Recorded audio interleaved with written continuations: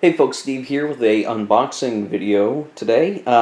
We're going to be taking a look at Brotherhood and Unity, War in Bosnia and Herzegovina, 1992 to 1995. This is a brand new release from Compass Games, designed by Tomislav, something I'm sure I would mispronounce. Sipchik? Sipchik? I don't know if that's how you pronounce that. I apologize, Tomislav, if somehow you're watching this video. But yeah, this just came out. It arrived today, and I thought I'd do an unboxing video for you guys. Now, for this one, I'm trying to keep track. Like, man, I've accrued a lot of new games recently, and I'm not playing nearly as much as I would like. But this was one I had pre-ordered. I think it was a couple of years ago when it first went on the pledge program for Compass Games, and I ended up getting charged for it quite some time ago. From a whole series of events where a lot of pre-orders got charged early for Compass, and I said, hey, sure, yeah, leave it charged. Just send me the games when you're ready, guys. So it's worked out for me, and we're ready to take a look at it. So this one, you know, as I get shrink wrapping this thing, kind of an interesting topic, and that was sort of what drew me towards it. I don't think this is a time period, or rather a conflict, that a lot of people are familiar with. It is relatively recent, only being a conflict in the 90s, which weren't that long ago. I mean, you know, we're talking now 30 years, but that's not a huge amount of time. And just knowing that the Balkans have kind of been an area of conflict, this is definitely something that is worth examination in a wargaming context. And for me, it's just, you know, just not really knowing what the conflict is about. I mean, I've just, you know, totally unfamiliar with it. It really seemed like an opportunity to learn by wargaming, which, hey, I mean, that's one of the great things about wargaming. You can get a game on a conflict you're not familiar with and learn a whole lot about it just by playing the game and reading the designer notes and you know, reading more into it. It sparks the interest in the conflict. Now, this game, just to show the back, you've got some counters to show. You can see some units with various factors listed and different markers. You can sort of see the map in the background there, and let's see, complexity, medium, time scale, 1 year per turn, 2 months per action round. Map scale is point-to-point strategic. Unit scale is brigades. Interestingly, 2 to 3 players, and I'm interested to see what the 3-player aspect is, because I had thought this was just a 2-player game. Solitaire ability is medium, and it should take 2 to 3 hours. And you can, you know, the whole blurb is here. You know, you can read that. I think one of the interesting things is, like, this is a card-driven game. This is a card-driven game, so we're going to have, you know, point-to-point movement, units moving around the map point-to-point with cards and presumably card events associated with it. I'm sure we're going to see that here in a moment, and we do, just right off the bat here at the top. So it looks like it's sort of structured a bit like a card-driven game, I guess, of the usual sort that you might find. So it looks like cards are going to be split between maybe like early war and late war decks. There is an ops value, or I'll call it ops value, you know, not entirely sure, 3, and then here the inter-Bosniak War, place 2 NOZB units in the foreign units reserve box, blah, blah, deploy in some place. So I think what's really interesting and what's going to be good about this game, as I look to get into it and try it out, oh, look at that! I like the green on the back of that for the Bosniak deck. That's nice. That's a nice shade of green. Sorry, that's my favorite color. I like green.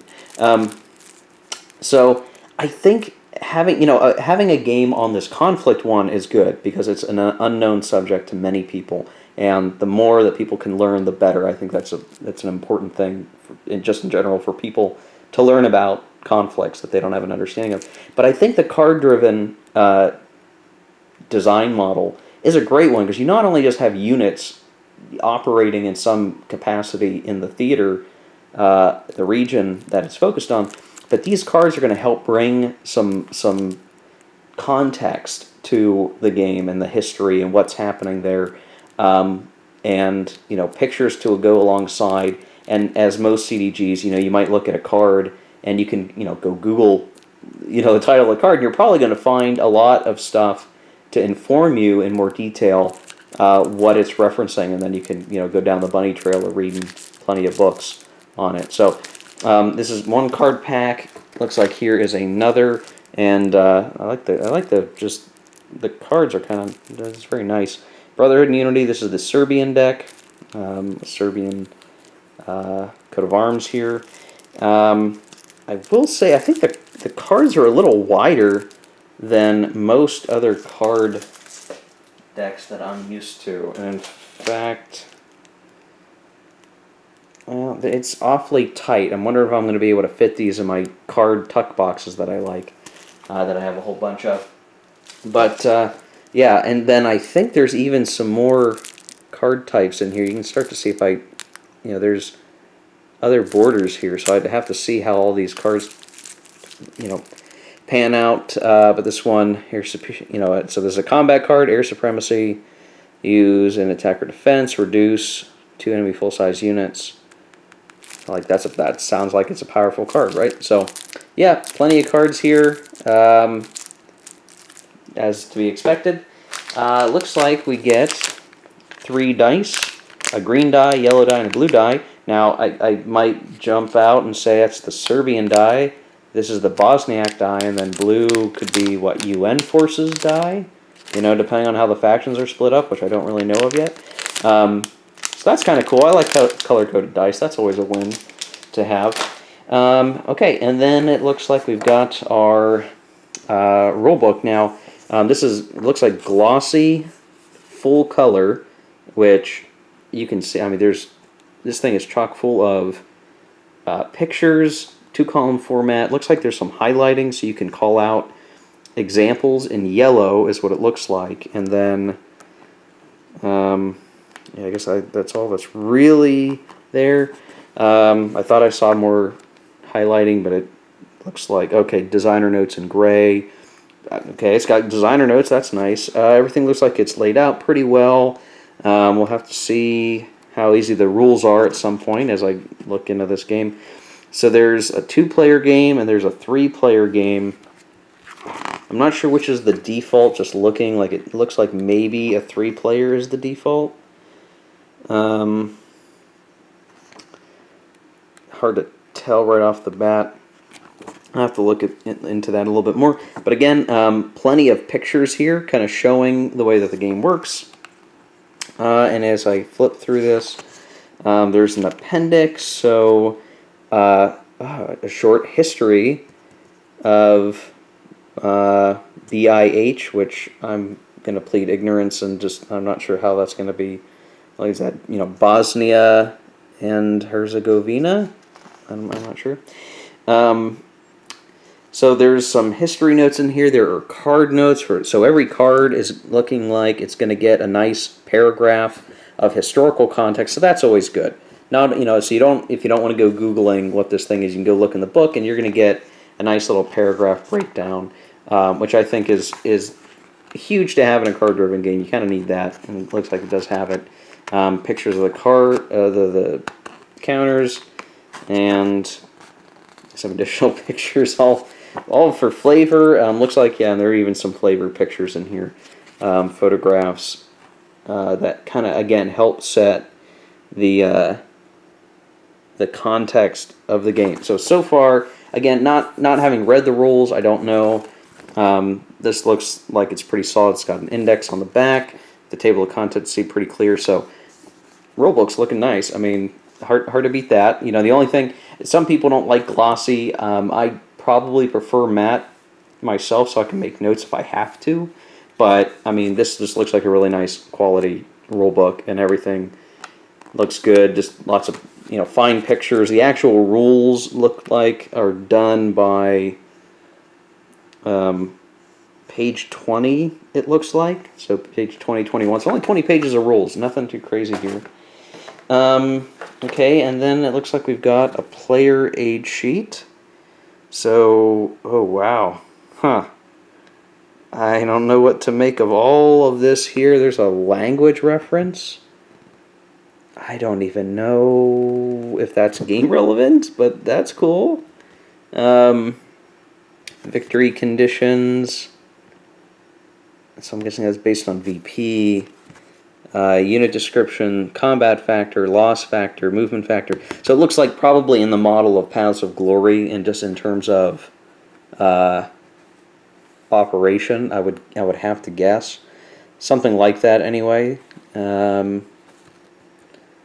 Okay, on the back. Okay, so then on the back is the typical stuff: sequence of play, victory conditions, some notes on capturing, UN safe areas, terrain charts, combat effectiveness, some player symbols, description of actions and different things. So this looks like a pretty competent sequence of play. I like that.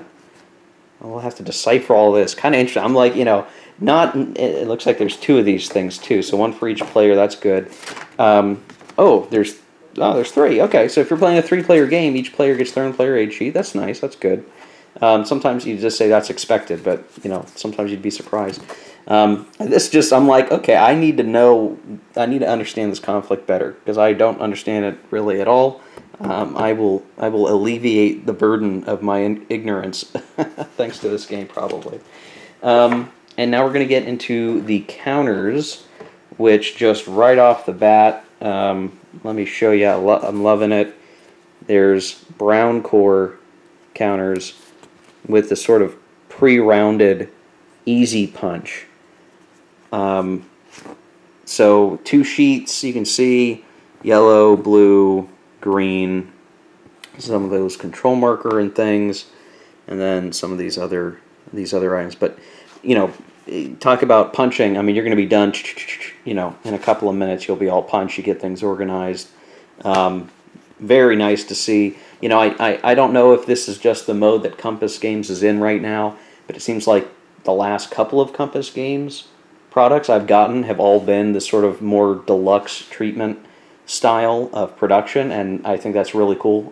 I realize that that's an increase on cost for production, but it really makes a game stand out a little bit more when it's got really great production value. So that looks very cool. Easy to punch counters. And then it looks like the final thing in the box here is the map. And what I'll do is try to get this guy set up very quickly so you guys can see it. It is a standard size map. It is mounted, and referencing the quality thing again, this is the thin mounted board, which to me is the ideal form of mounted board because it's relatively sturdy, but it's not so thick that it's going to be a bother getting back in the box, and it's not going to be disruptive if you decide to put plexiglass over it, which is what I'll tend to do, even with a mounted map. And I'm going to have to pull the camera back a little bit. So you see the area of operations here, and it is point-to-point movement. There are, let's see, we'll use our zoom feature. Got to remember I have that. You will see there's some terrain markers, so terrain will matter to some degree, it looks like. If I were thinking back to my days of playing for the people, I would also bet that these blue lines on the sides of the boxes here denote that crossing through there is crossing the river that's nearby. That's a guess based on my familiarity with For the People, where they use sort of Mark Herman used a similar design feature there. So there is different types of terrain. I think it looks like there's a marsh over here. So plenty of things there, differentiation. There is this whole separate Sarajevo siege submap. I'm not sure what to call it here. So it's sort of, once you're in, or I guess once you're like in Sarajevo, you're going to be performing activities on here or something like that. So it's sort of got its own, industrial terrain as you get into the more urban areas. There's a strategic will track here. There is also, and of course we're going to have fun with our focus today, foreign attitude track. So that's, I think on the back of the box it referenced, you're not just doing military things, you're also dealing with foreign intervention and diplomacy type of things. There's a turn track, and I don't know if there's just 4 turns. That could be, that's what it is just 4 turns. We'll have to see what that looks like in practice. Up there looks like some sort of holding box. Yeah, holding boxes for units. There's some more down at the bottom of the map. Oh, God, I know moving my camera around is probably giving you guys a headache. Map key, so straightforward stuff there. And then you can sort of see there are some helpful boxes about combat effectiveness, terrain effects. All pretty useful stuff. There's not really like wasted information or wasted space on the map. Arguably, you'd say this might be wasted space, but otherwise, I mean, it manages to fit a lot onto the map. Makes good use of different chart pieces, and again, you got basically Bosnia here. Like, to me, as far as I know in terms of geography, like this is roughly Bosnia. I'm sure there's nuances here that I'm ignorant of, and if I'm misstating anything from a real life perspective, I apologize. This to me is a learning opportunity, and I'm excited to expand my knowledge. And this game so far looks like it's going to be a really interesting foray into the conflict and understanding it. Something that isn't necessarily that far back in history, right? Only 30 years, almost 30 years. Trying to think, 20, 30 years? Yeah, I guess that's almost 30 years. Yeah, there you go. Okay, guys. Well, as I start to put this back together, I am interested to see how this plays. I guess I don't have any really hard expectations for it, other than as a card-driven game, I would expect it to. I should be able to slide right into it and get the game. Only really 20 pages of rules, which means, we're not talking a really crazy amount of information to get. The counters look like they're going to punch super good. And it looks like everything's going to fit in the box when all is said and done, with punching counters super easily. So, box fart there. Yeah, there we go, guys. Brotherhood and Unity, War in Bosnia and Herzegovina, 1992-1995. Evocative picture on the front cover showing some of the aftermath or the consequences of the conflict. Yeah.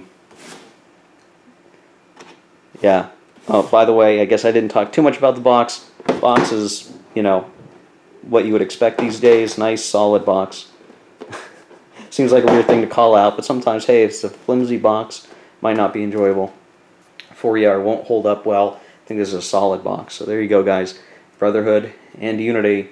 Time to learn more about things I don't know about. That's a great opportunity. I hope you guys have an opportunity to check it out as well, and we'll see how it plays here in the future. Would hope to do some coverage of this on the channel in time. I've got a lot on my plate, but this is again a very interesting game to look into. So thanks for watching, guys. Always more to come. If you like this video, hit like. If you want to see more like this and you're not already subscribed, hit the subscribe button, and we'll catch you later. Stay safe, stay sane, take care, keep on gaming.